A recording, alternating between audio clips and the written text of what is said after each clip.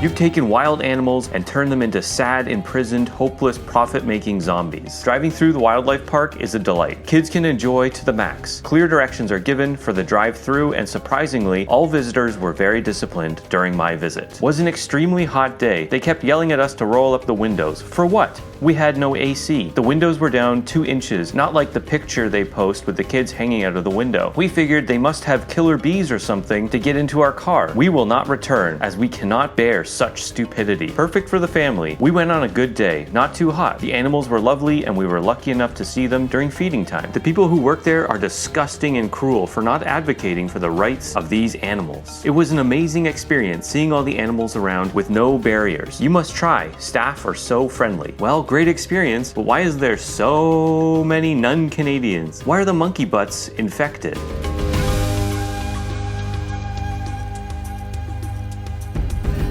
I remember visiting African Lion Safari as a kid. It was a pure and wholesome place for families. And according to Google reviews, that sentiment is still mostly true. Although there is a small percentage who hate this place and make a lot of noise about it. I recently went back to see if African Lion Safari is just as I remember it, or if the monkey butts really are infected. In doing research before heading to the park, I discovered that African Lion Safari has faced many controversies and scandals in recent decades. I was hoping the park would be like a flood of nostalgia, bringing back fond memories from my childhood. But now, going into it, the weight of the scandals and alleged abuses and infected butts was hanging over me, turning my excitement into mixed emotions. Hey, I'm Mark, and in this video, we're gonna do some hard-hitting investigative journalism and find out if African Lion Safari is cruel and disgusting and full of zombie animals, or if it's still a nice place for families.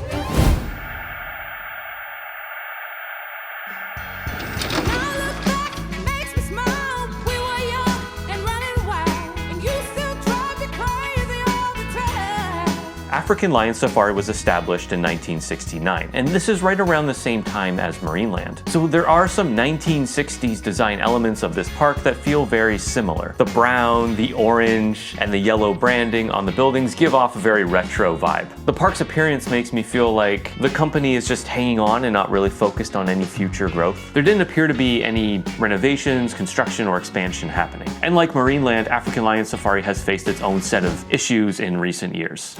During the pandemic, they received almost $700,000 of taxpayer money from the government to help keep them afloat. They've also dealt with animal rights activists and animals mauling guests and killing staff, so maybe all of those things combined have resulted in an overall halting of any future plans. I guess once these brand identities have been tarnished publicly, it's difficult to come back from that. But the general public still seems to have a very positive view of African Lion Safari. When you visit their website, they have lots of information about their practices, conservation efforts, animal welfare, and even info about how the animals are cared for during the winter months.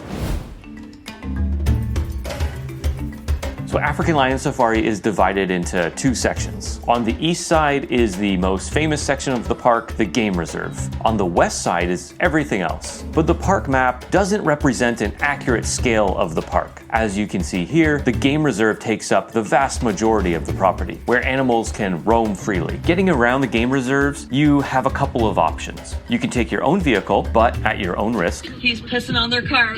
Or you can take one of the safari buses. The rest of the park is walking only. There's no tram or anything like that to get you around the park. They do offer wheelchair and stroller rentals near the gift shop, but the park isn't that big, so it's easy to walk. The park offers several different outlets for food. We didn't realize this when we got there, or we'd just forgotten since the last time we were there decades ago. So we just stopped at the very first place that we saw, which was near the entrance to the park. This is when I really made the connection to Marineland. Mombasa Market Restaurant was giving Hungry Bear vibes. Walking inside was not a great experience. It was like way too dark and felt kind of depressing. It's extremely dated and it felt like walking into a time warp. The food was not great either. The chicken sandwich was a bit of a letdown. They did have some fun kids meals though, which came with a souvenir lunchbox, and I thought that was a really nice touch. The biggest draw for African lion safari is probably the game reserve. If you're from Southern Ontario, you've probably been here at some point and driven around the 9-kilometer game reserve trail. One of my favorite things about entering this area is all the signage and huge fences. It does feel like you're entering Jurassic Park, and there's a real possibility that someone will be eaten. And really the only thing it takes to become lunch is opening a car door or window. In 1996, an accordion player and his exotic dancer girlfriend somehow or another found themselves being attacked inside their own vehicle by a tiger. And you might be asking yourself, as I'm sure the dancer did, how did this tiger get in the car? Well, according to the lawsuit that the couple filed against African Lion Safari, the accordion player, in a state of panic when the tiger bumped the vehicle, accidentally opened the window. Due to the severity of the injuries from the attack, the woman was no longer able to dance, and her colleagues at the club started calling her the Flying Nun because of the scarf she wore on her head to cover the damage to her scalp. And the accordion player, well, he was no longer able to play his prized instrument, and he wasn't able to work again. As a result, African Lion Safari was found liable, and the couple was awarded $2.5 million. Today, you won't find tigers in the game reserve, but you will find lions. The game reserve is broken up into different sections, with the first several areas covering different species from Africa. It's actually a pretty unique and special feeling to be driving through here, as zebras, giraffes, and other exotic animals roam freely across the land. It's definitely a special experience for kids to see animals like this. And then halfway through the reserve, I remember to turn on the child locks. After the African section, you'll pass through the Australia section and the Americas. Overall, our experience of the game reserve was very pleasant. No one got mauled, and no monkeys stole my wiper blades. Oh, and the infected monkey butts. Yeah, those are baboons. It's supposed to look like that. We're still investigating why there are so many non-Canadians. Hopefully we'll get to the bottom of that one in a future video.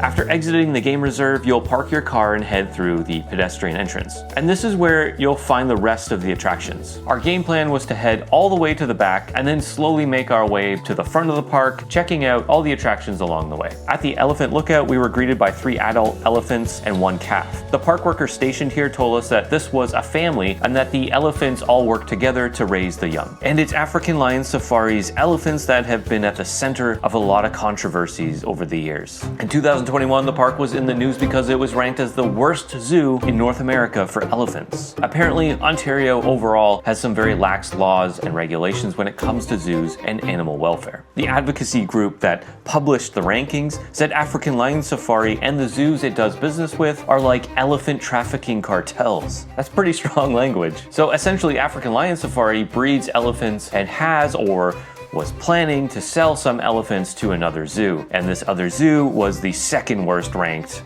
zoo in North America. This isn't the only issue with the elephants at African Lion Safari. In 1989, an elephant handler was crushed to death when he tried to break up a fight between 2 elephants. Another incident occurred in 2019. Maggie the elephant, at the time of the incident, had been giving park visitors rides for about 25 years. I guess she finally had enough because one day she turned on her handler and pinned him against a wall. The park guest who was riding her back barely got off the elephant before she started to get aggressive. She beat the handler with her trunk and left him with serious injuries. African Lion Safari stopped doing elephant rides after that, so we skipped right on past the elephant rides area and headed to the next attraction. They do have boards posted in the park showing the times of different presentations, and we hit up the Birds of Prey show, which was actually really fun to watch. The birds here are really impressive, and the information provided by the presenters is really interesting. African Lion Safari has done some great work in recent years thanks to its conservation and breeding efforts, and was able to release various species of at-risk or endangered birds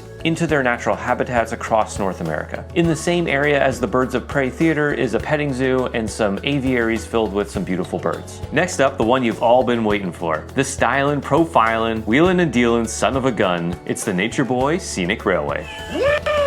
Unfortunately, it's not that Nature Boy. It's just a train through some Ontario countryside, and there isn't a whole lot to see here. The open air train is nice, and you pass by the back side of the buildings that house the elephants, so you get a glimpse of them, but it's mostly just a nice, smooth train ride. The conductor does provide some interesting info about the natural environment of Ontario, and points out any local wildlife along the way. The African Queen boat ride was next up, and really it's just a pontoon boat ride around a pretty ordinary Ontario lake or big pond. There are some islands where the primates are kept, and you kind of cruise around them and see some monkeys walking around. For some reason, I felt like I don't know, just a dumb tourist sitting on that boat. After the boat ride, we headed to the Misumu Bay splash pad. I mean, at this point, is there a difference between one splash pad and the next? I don't think so. They're all pretty much the same. There's some small water slides, there's splash pads, obviously. The kids love it, and the place was clean, and there was plenty of staff around to keep an eye on everybody, so yeah, it was all good. The online admission prices are $45 for adults and $32 for kids during peak season, and about $7 less during the shoulder seasons. You should buy online before you go because it is $5 more to buy your tickets at the gate. But keep this in mind, they offer no refunds and no rain checks. When you buy those tickets, it's final. So was the African lion safari as bad as those 1-star reviews claimed? No.